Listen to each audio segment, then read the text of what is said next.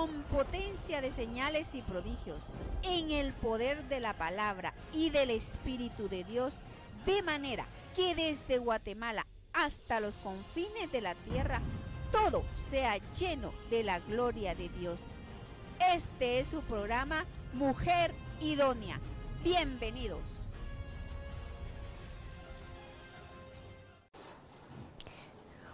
Proverbios 14:34 leímos. Sí. Salmo 112 del 1 al 9.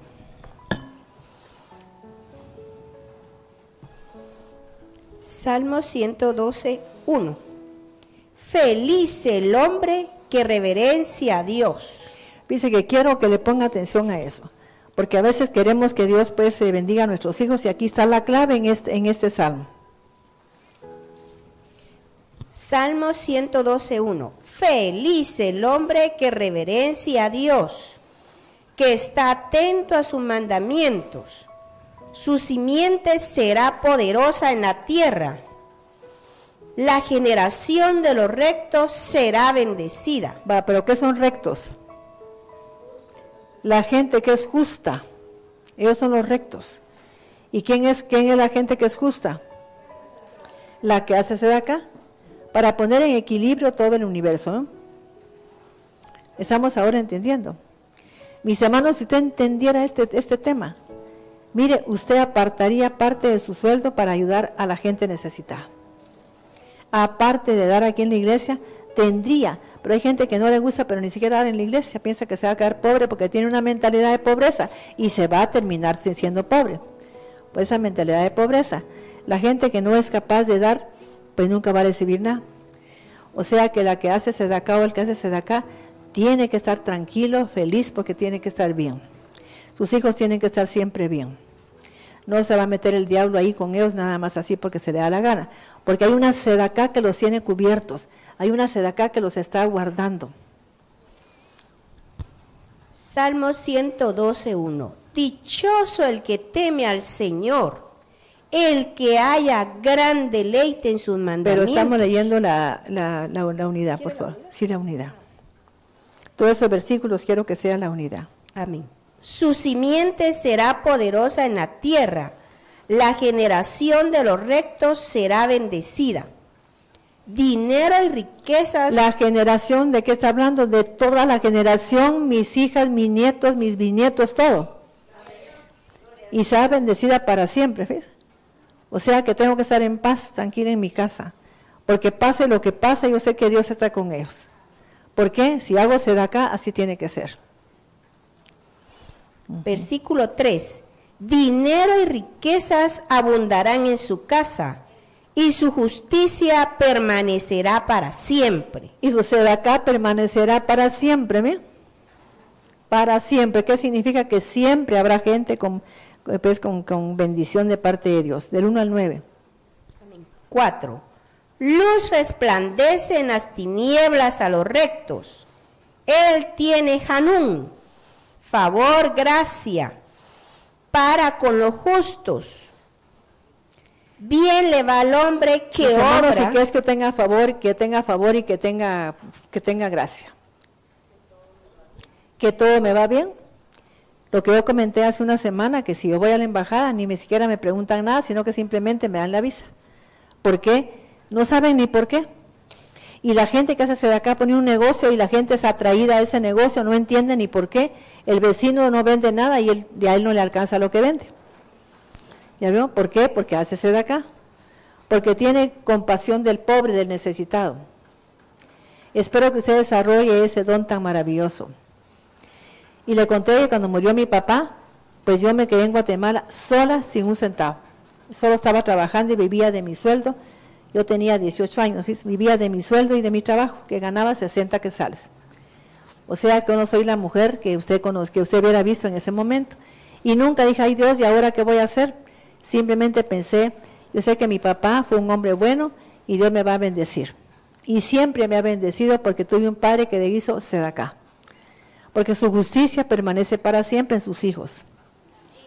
Mi madre fue una mujer que sirvió a Dios, que lo buscó, y ella ofrendaba, ella diezmaba, a pesar de que había sido comadrona simplemente, enfermera graduada, y trabajó en hospitales como que era pues una, ¿cómo le dicen a los que reciben niños? Pediatra, ¿ah? Pues era comadrona, pero era, o sea, en ese momento eran las que recibían a los niños en los hospitales. Y entonces, sí, pues, o sea que el sueldo de ella no era mucho, pero siempre dio su diezmo y ofrendas. Y sabe que mis hermanas se casaron súper bien, pero no se casaron medio bien, sino que se casaron, ¿qué? Súper bien. Quiere decir que tienen de todo más que lo suficiente. ¿Por qué? Porque hubo una madre que hizo sedacá a pesar de su necesidad. Dice que mi mamá tenía una característica, era enfermera, pero tenía un corazón de enfermera. Me recuerdo que una vez llegó a la casa y una amiga que llegó a traer a mi empleada estaba cojeando. Y otra persona hubiera visto que era una empleada cojeando y se quedaba así. Le dijo, ¿qué te pasó, mija? Es que fíjese que me golpeé la rodilla y no aguanto la rodilla.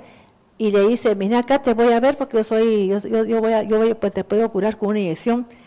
Y le levanta el corte. Así tenía la rodilla mía, pero llena de pus. Entonces le dice a la muchacha, así la llamó a la cocina, la trae una capotera ahí al mercado y me traes fósforos y me traes alcohol y me traes un jabón negro. Está bueno pues. Y le dice, sentate aquí y te vas a remangar el corte. Mis hermanos ponía así la aguja y pues acostate para que te voy a hacer eso. La muchacha no sabía lo que le iban a hacer y le hace mi mamá así y le sale todo aquello, ¿no? Ella no tenía asco, no tenía nada, le lavó la rodilla después, fíjese, le puso alcohol, le puso gasa y la muchacha se fue sin renquear. ¿Ya vio? ¿Qué tenía ella? Después supo que una hermana de esa muchacha también había tenido un bebé y estaba con que se le había secado el pesto aquí, pero tenía hecho una piedra toda la leche. Y se fue hasta esa colonia para inyectarla para que sanara. ¿Fis? Así era mi madre. Ella hacía ¿qué? Sedacá. Pobrecita mi hija, esa mujer a estar con unas fiebres grandes. Así es que me voy a ir. Yo voy a tomar camioneta, imagínense. Y se fue hasta la zona 18, pero hasta donde, como dicen, hasta donde llega el diablo. Y después venía contenta que le había puesto. Entonces me llamó la muchacha a mí y me dijo, doña Maite, fíjese que ya estoy bastante bien, se me bajó la fiebre. Y volvió a estar bien. Fíjese, pero dice que tenía pura piedra la leche ella. Así es que yo quiero agradecerle a Dios por esa madre que tuve. O sea que ella tenía compasión del pobre. ¿Sí o no? Porque otra, mira, pobre tu hermana, ojalá que salga de eso. Ella no hacía eso. Ella iba a servir al prójimo. Salmo 112, 5. Bien le va al hombre que obra con favor y gracia. Él da un préstamo y conduce sus negocios con rectitud, porque nunca será movido. El justo será recordado por siempre. Amén. No temerá las malas noticias. Su corazón estará firme confiando en Dios. Fortalecido estará en su corazón, nada temerá, hasta que vea la derrota de sus enemigos. Generosamente ha dado a los pobres, su sedacá permanece para siempre. ¿Aló? ¿Qué era lo que hacía esta persona? ¿Y cómo era la generación de ella? Bendita, para siempre y por siempre, mis hermanos. ¿Estamos entendiendo? Dice que me llama la atención que acabo de leer un informe donde se descubrió, mis hermanos, que la gente que se enferma es porque, ¿cómo decirles? Que es como que es gente que se mantiene triste, que se mantiene deprimida. Yo siempre digo a la gente, no permita que la depresión le alcance y retírese de esa depresión, échela de su vida. Y se mantiene toda triste, toda amargada, toda deprimida. Esa gente empieza a irse a desconectarse las células. ¿Qué pasa con sus células? Se desconectan, se inflaman y después, mis hermanos, como que se bloquean y empiezan a mutarse las células. ¿Qué significa mutarse? Cambian de forma y se vuelven rebeldes, ¿ves? Entonces cuando se rebelan empieza a aparecer un cáncer y es un cáncer agresivo. ¿Y a qué se debe? A la tristeza Pero ¿por qué está triste esa persona? ¿Cuál quiere usted que sea la raíz de esa tristeza, de esa depresión, de esa amargura que tiene? ¿Cuál quiere usted que es? Porque eso se descubrió. Y lo están diciendo científicos, no es un muchacho así que esté inventando cosas. Es un oncólogo el que descubrió eso, que todos sus pacientes tienen esa característica, todos sin excepción. Y está él dando algún curso sobre esa situación. Y tuve el privilegio de que yo pues puse en internet cuando lo encontré, me quedé sorprendida. Y habla él del árbol de la vida, que porque Dios le dijo a Adán que iban a poner ahí un ángel que no permitiera que se acercara él al árbol de la vida. ¿Para qué? ¿Qué pasaba si se acercaba al árbol de la vida? No. Leamos el capítulo 3 de Génesis y se va a dar cuenta. O sea, mis hermanos, que ahora está él descubriendo, pero mire, los están invitando a dar conferencias, están asombrados de lo que él dice. Y yo entonces yo abrí y me puse a leer, mire, me pasé casi una noche oyéndolo todo porque me dejó así como bastante afectada. De que es lo que yo siempre he dicho en mis seminarios, que la gente debe de tratar de no sentirse triste ni nada. Pero ¿cómo hace la gente para no sentirse triste? Siendo justa, porque viene de gente injusta que tiene eso. Hasta las terapeutas lo dicen. Fíjate que la gente deprimida, la gente que es amargada y triste, es porque viene con una herencia de mucha violación de leyes espirituales. ¿Ya vio? Entonces la única forma de cambiar eso es como haciendo sedacá, ¿ves? Génesis, sí. Capítulo 3, versículo sí. 3. Sí.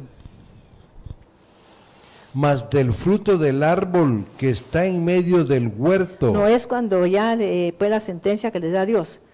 Y cuando ya los echa del huerto, entonces que dice que puso un querubín para que cuidara el árbol de la vida. Para que no se acercara Adán al árbol de la vida. ¿Por qué es que no quería que se acercara al árbol de la vida? ¿Y quién es el árbol de la vida, cree usted? ¿Quién es el árbol de la vida? Cristo. Y es Cristo, así como se lo ve, Cristo. Él es el árbol de la vida. Y nosotros tenemos a Cristo y como que no tuviéramos a nadie, mis hermanos. Nos comportamos como que no tenemos a nadie en nuestro corazón. Vamos a revisar ahí. Génesis capítulo 3, versículo 23. Oiga pues. Y lo echó Dios creador del huerto del Edén, para que trabajara Adán de donde había sido tomado. Y desterró pues al Adán y colocó al oriente del huerto del Edén querubín y una espada aguda, flameante, que giraba alrededor para guardar el camino que conduce al Etz Jamaín, árbol al de árbol la vida. de la vida. Amén. Sí. Pero no sigue ahí nada. Capítulo 4. Sí. ¿Por qué puso ese árbol? ¿Por qué puso él eso ahí? Para que no vivieran para siempre, mis hermanos. Imagínense eso.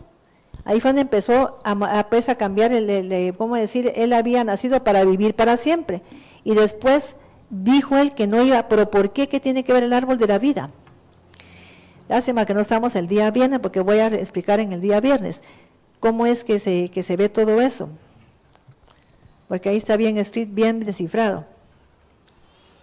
Pero aquí no lo hago porque ni me van a explicar. En el versículo 22. Sí.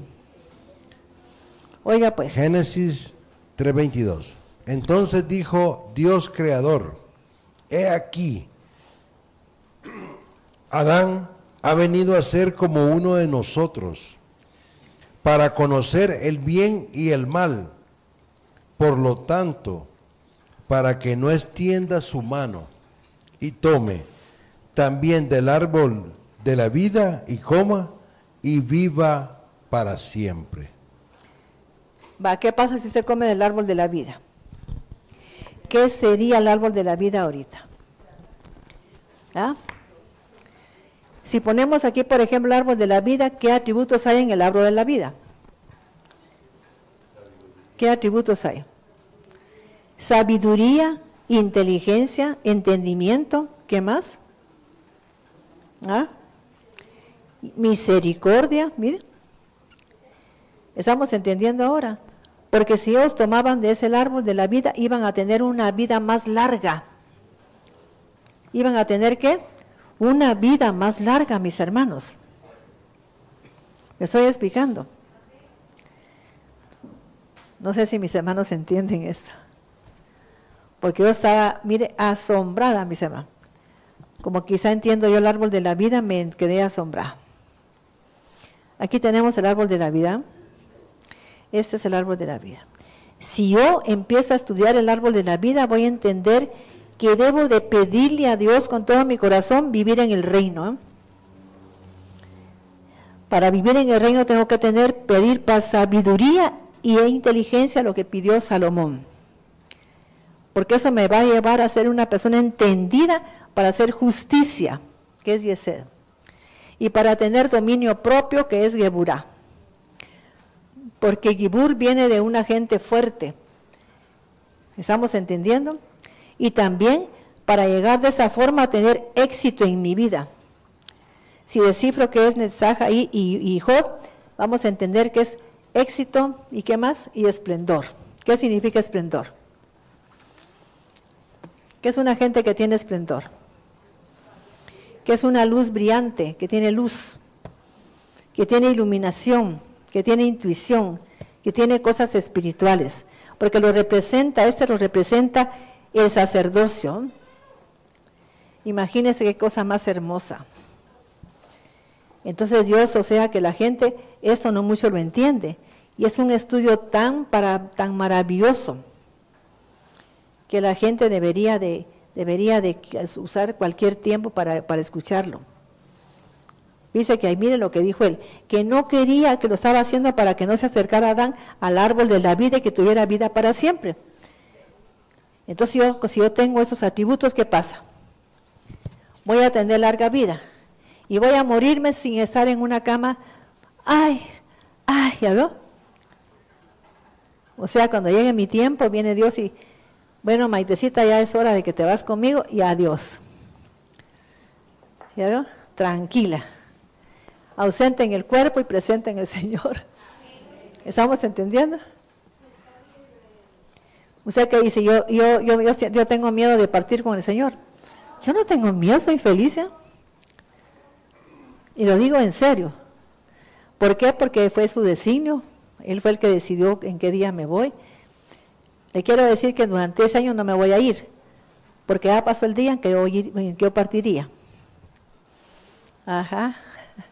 Yo sé hasta en qué día voy a partir. Y se va a recordar de mí.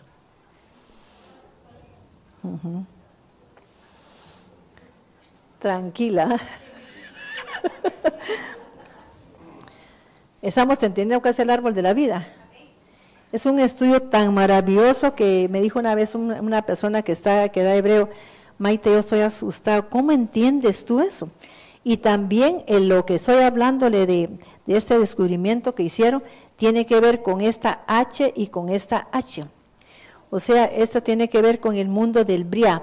Aquí está mal, porque tiene que ver con el mundo del Briá.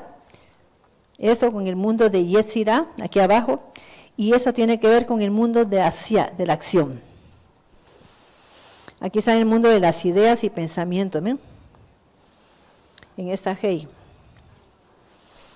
Cuando la gente se enferma, hay una, ¿cómo decirle? Como que viera una, ¿cómo explicarle eso? Hay una disociación entre una Hei y otra Hei. Nosotros le llamamos, por ejemplo, cuando la gente así se enferma y está toda desarmonizada, hay una desarmonización energética. Eso es lo que pasa cuando la gente se está muriendo. Tuvo una desorganización energética, ¿ves? Toda la energía está revuelta. Entonces la gente empieza a morir. Y según lo que se descubrió este muchacho que es oncólogo, es que los órganos van muriendo poco a poco. O sea que aparte muere, quizá usted ya tiene muerto tal órgano y no se da cuenta porque sigue viviendo. Porque otros están ayudando a que usted más o menos esté viva. Después muere el otro órgano, ¿sí? Cuando la gente se mantiene triste, se mantiene con inseguridad, se mantiene con tristeza, se mantiene como con aquella angustia de que no va a tener dinero para vivir, de qué va a hacer para el día de, si ahora pasa otra pandemia, que qué va a hacer. Una gente que hace sedacá nunca tiene eso. Jamás, ¿ves? Porque Dios la protege y la guarda. Yo sé que si yo le pregunto a la gente que hace sedacá en este lugar, no tuvo miedo de nada. ¿Por qué? Porque es algo interno, una seguridad interna, ¿ves? Esa paz que sobrepasa aquel entendimiento del ser humano. Eso es lo que tenemos nosotros.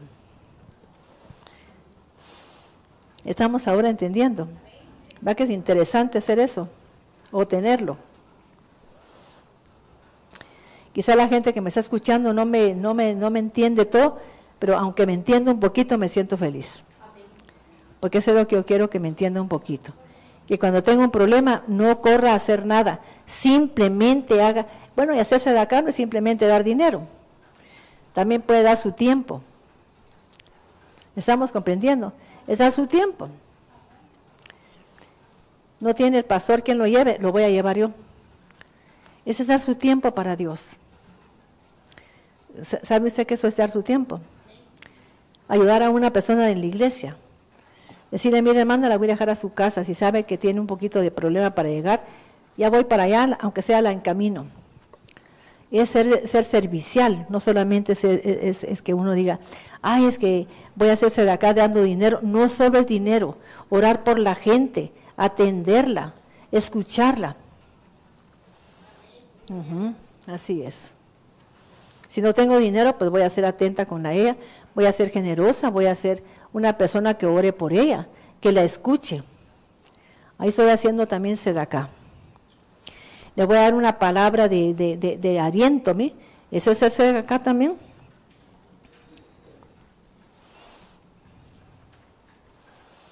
¿Estamos leyendo? Va. Vamos a ver rápidamente, mis hermanos, los tipos de sedacá que podemos hacer. Porque la gente piensa que solamente es dar dinero. No es solamente dar dinero. A veces es lo que menos significa hacerse de acá. Le voy a leer que hay 8 puntos para que nosotros entremos a hacer una sedacá correcta.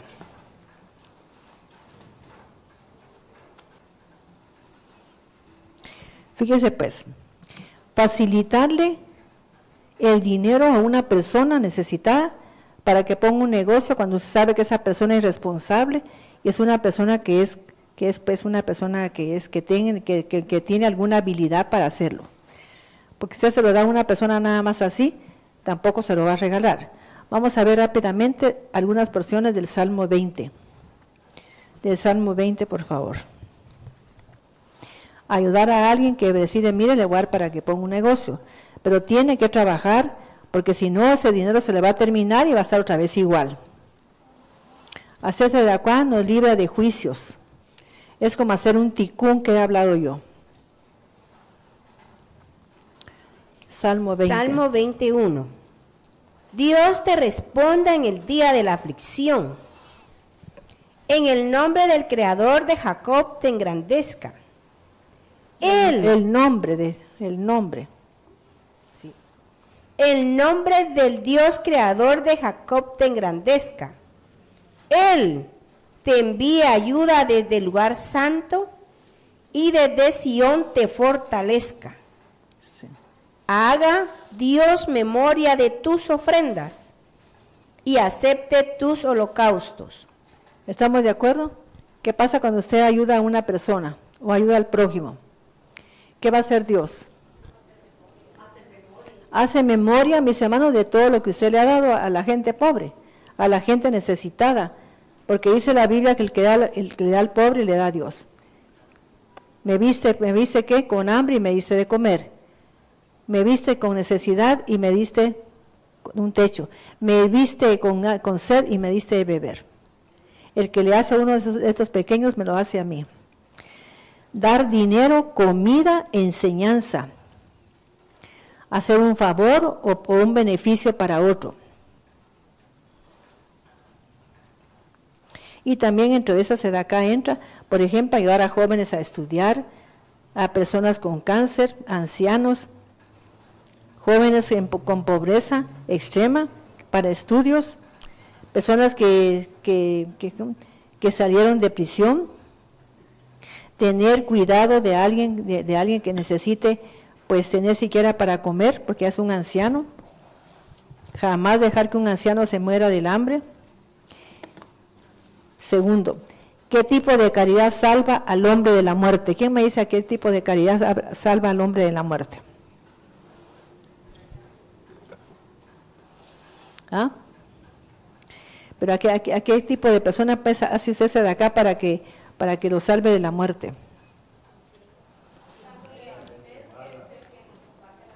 Así es, aunque la gente no lo crea. Ajá. Dándole ayuda total a la persona que estudia la Torah y los misterios de la Torah, a la que te da salud sobre las sedacades.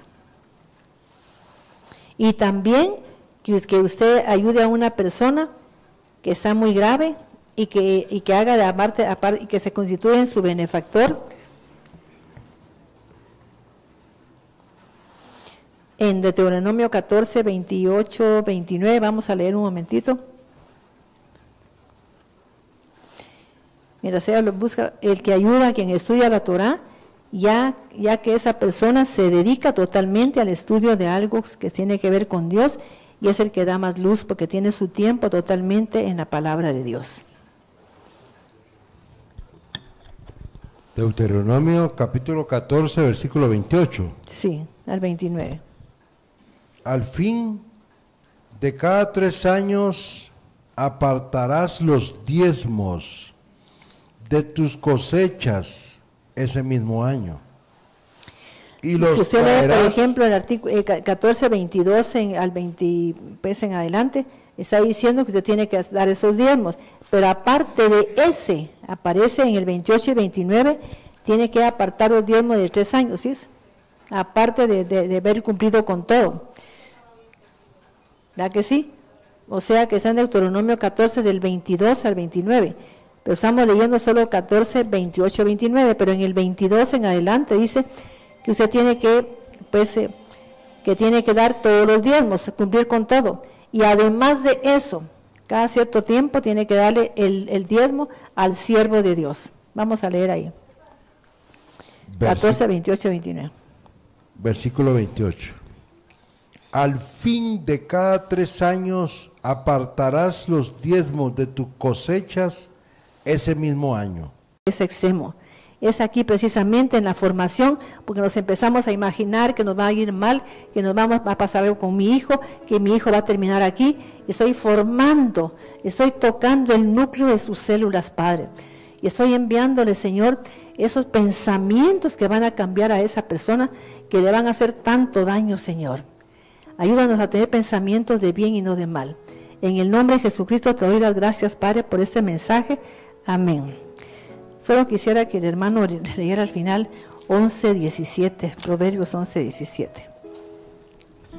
mientras participamos de la Santa Cena.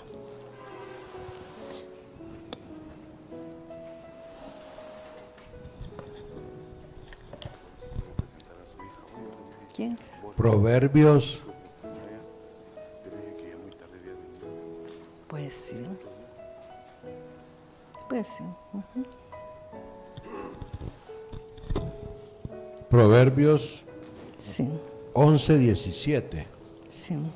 El hombre compasivo beneficia su alma, Es que mas es el el alma. cruel atribula su propia carne. Eso fue lo que descubrió este oncólogo, ¿me? Sin ser cristiano.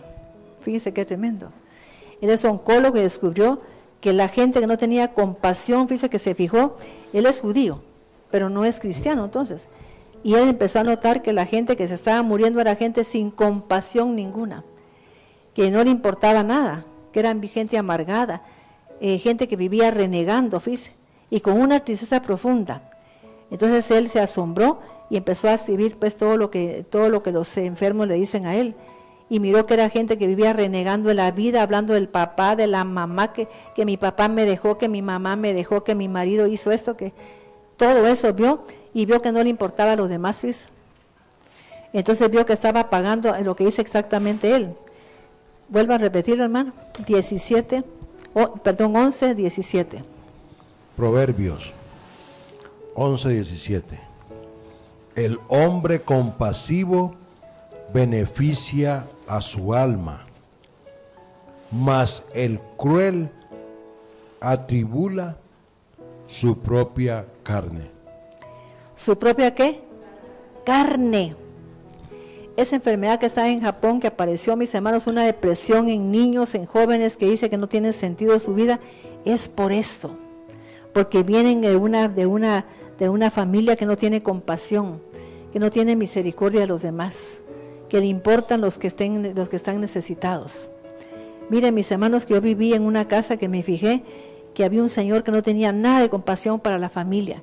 Que si llegaba un sobrino borracho, sacan a ese borracho de aquí, qué horror, para que apeste mi casa, decía. Y así, él trataba con mucho menosprecio a la gente. Y su hijo murió decapitado. La hija se casó muy mal, ¿ves? Y él terminó muy mal. Totalmente abandonado, ¿ves? Entonces, mis hermanos, gracias a Dios que alguien tuvo misericordia de él cuando murió.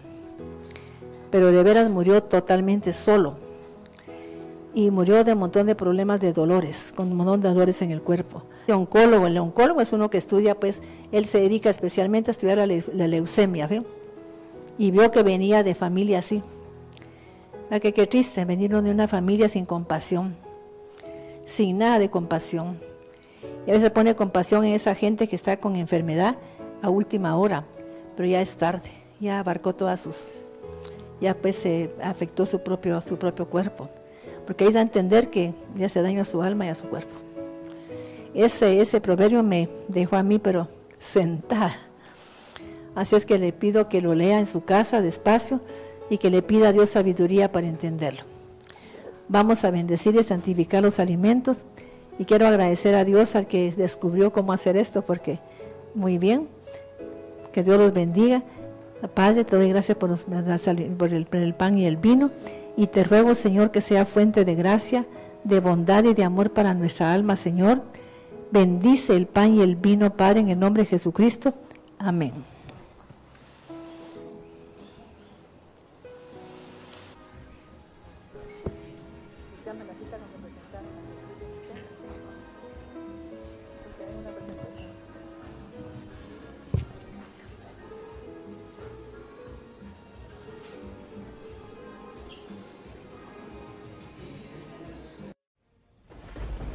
Con potencia de señales y prodigios, en el poder de la palabra y del Espíritu de Dios, de manera que desde Guatemala hasta los confines de la tierra, todo sea lleno de la gloria de Dios.